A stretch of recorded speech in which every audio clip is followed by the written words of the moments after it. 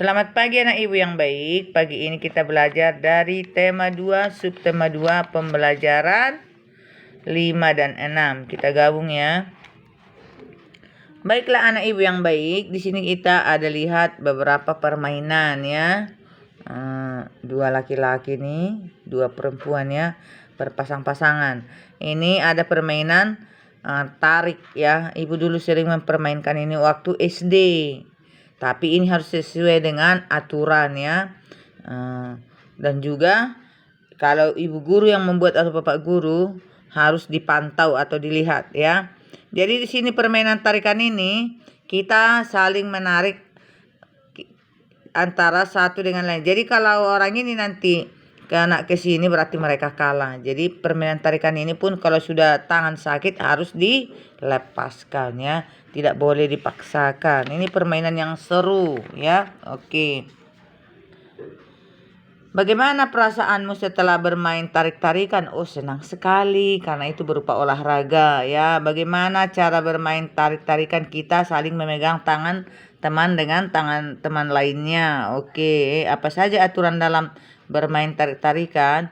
Kita berpegangan dengan pasangan kita masing-masing untuk menarik lawan kita. Tetapi kalau sudah terasa sakit, tangan harus dilepaskan. Apa pengalamanmu yang paling berkesan selama bermain tarik-tarikan? Ya seru ya kan?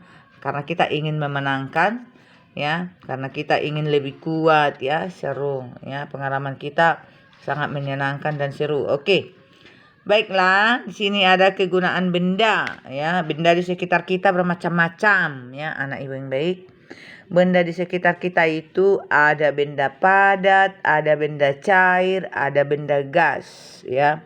Dan di sekitar kita apa saja rupanya? Ya benda padat banyak.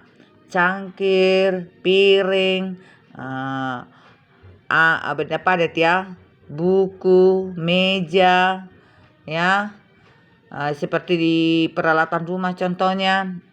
Spencer, magicom, sendok, kuali, semua itu benda padat. Di rumah kita itu banyak benda padat. Buku, kursi, foto, kalender, televisi. Wah, banyak sekali benda padat ya di rumah kita. Jadi semua yang dapat digenggam, ya kan? Ini ciri-ciri benda padat ya.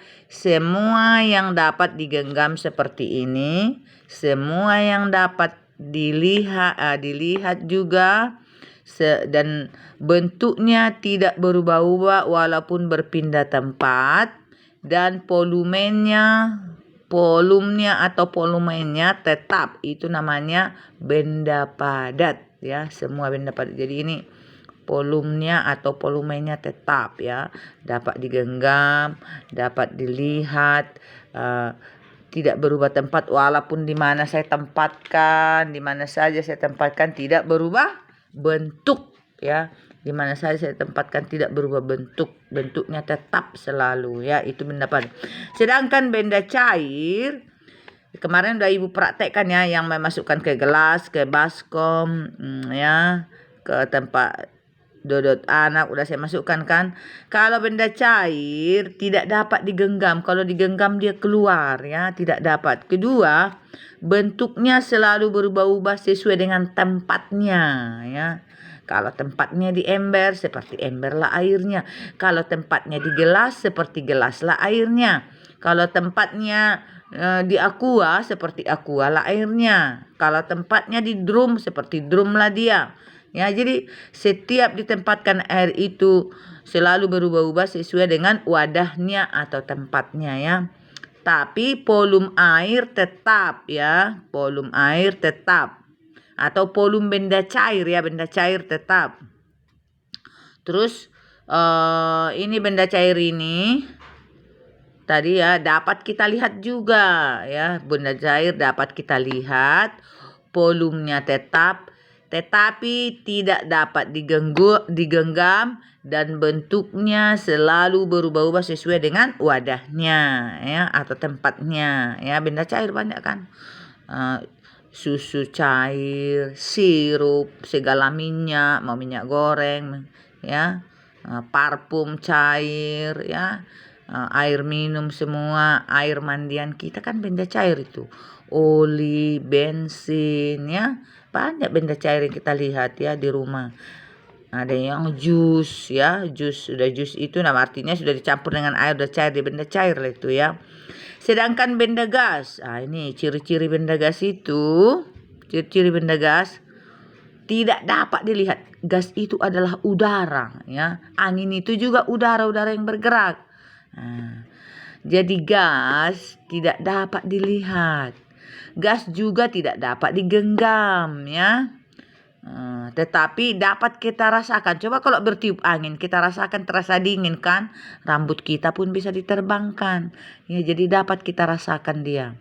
Terus gas, volumenya tidak tetap, selalu berubah-ubah volumenya ya. Volumenya tidak tetap, selalu berubah-ubah.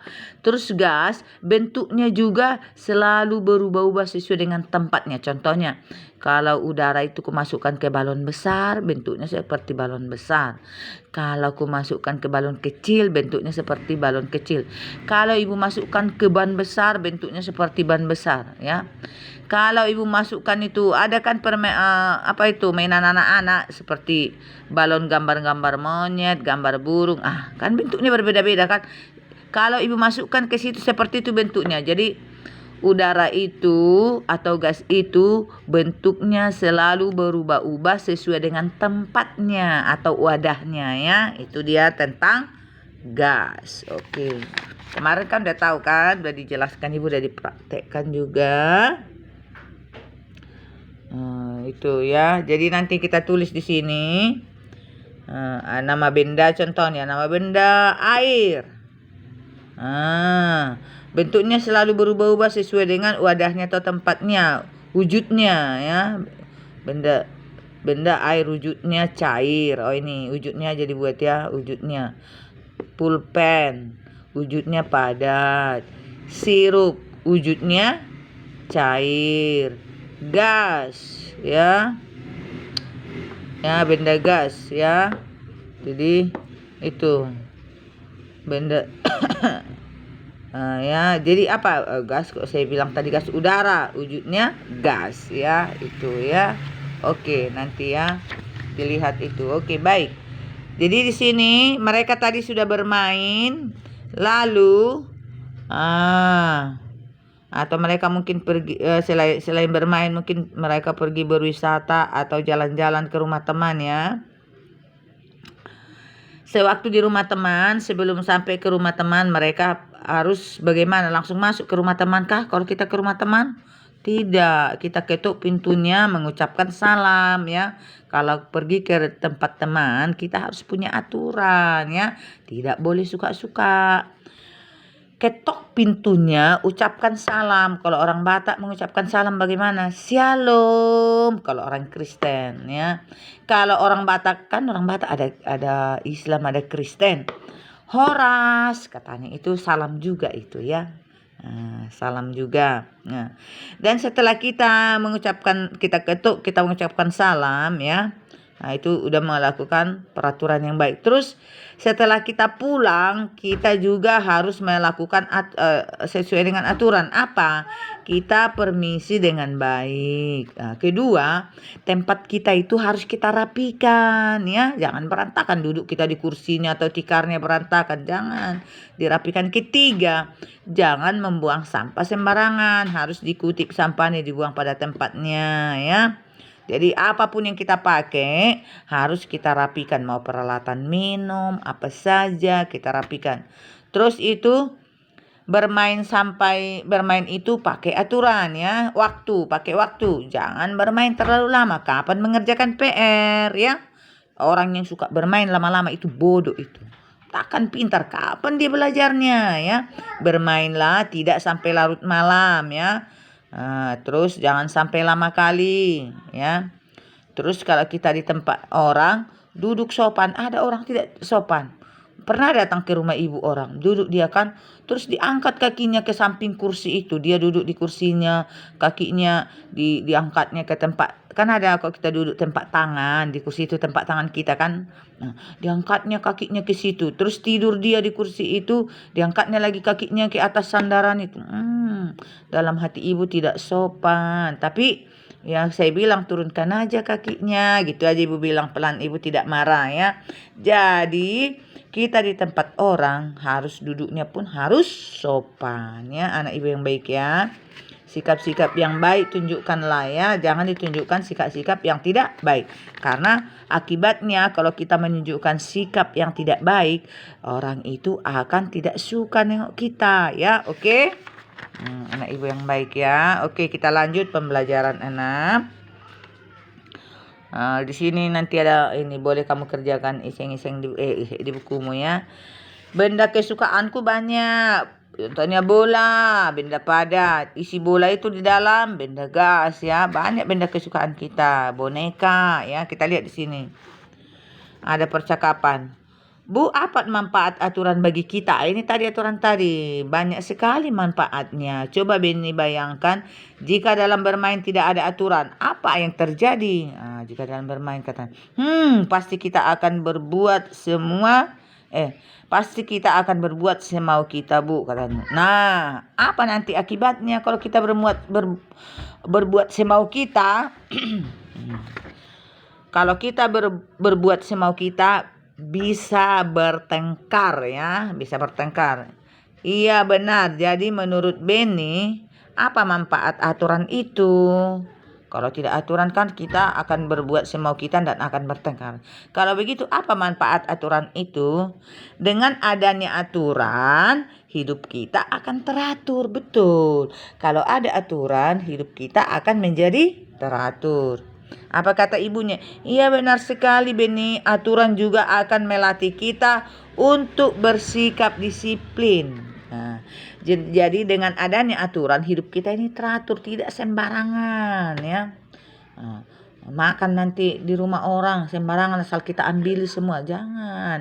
Harus pakai aturan kalau diundang teman kita ya, supaya kita teratur hidup kita. Terus juga melatih hidup kita menjadi disiplin ya, kalau kita punya aturan. Contohnya punya aturan ke Ibu Manulang, punya aturan di rumah. Paling lama ibu bangun jam 6 pagi, paling lambat ibu biasanya bangun jam 5.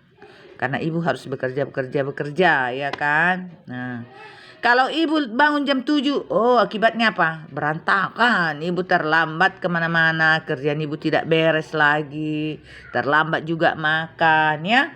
Jadi sama seperti itu, kalau kamu tidak punya aturan, kamu tidak akan teratur. Jadi kalau ibu sudah bangun jam 5 pagi, ibu akan disiplin bangun terus jam 5 atau jam 6. Ibu contohnya kalian bangun jam 6. Akan disiplin kalian nanti bangun jam 6. Buatlah aturannya di rumah ya, jangan suka-suka. Aturan bermain juga harus kita buat ya, anak ibu yang baik ya. Baiklah.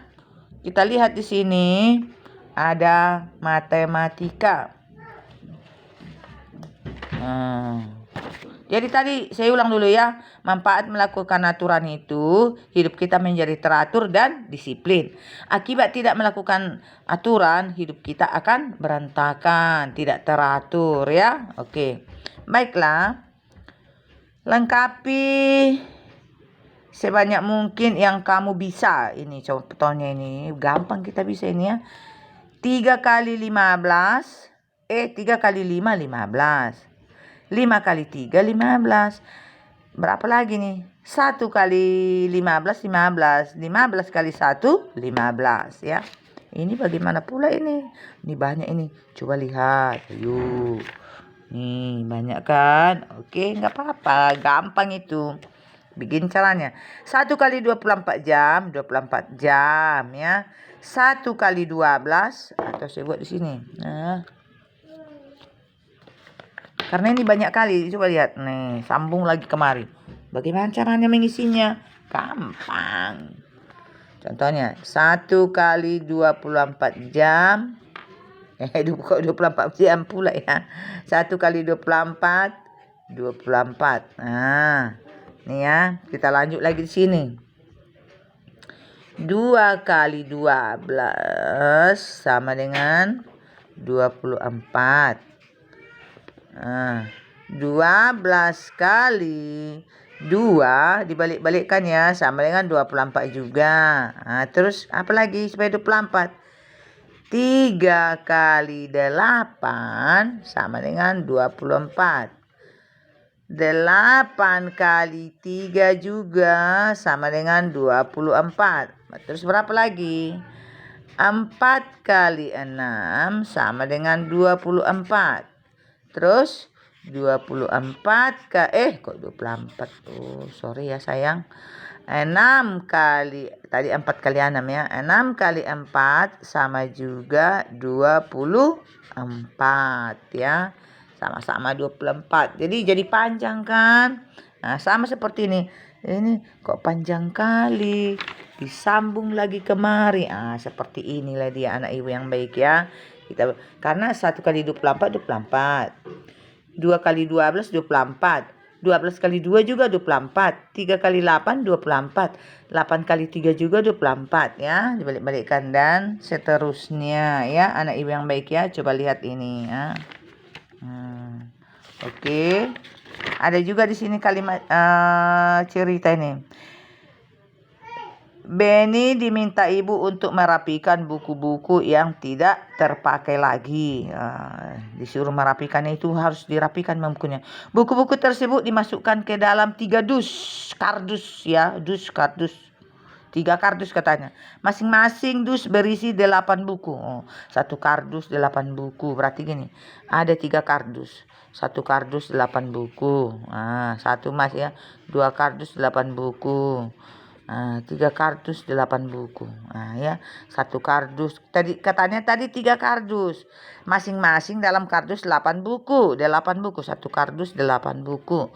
2 kardus 8 buku. 3 kardus 8 buku. Terus berapa banyak buku yang dirapikan Benny? Ayo.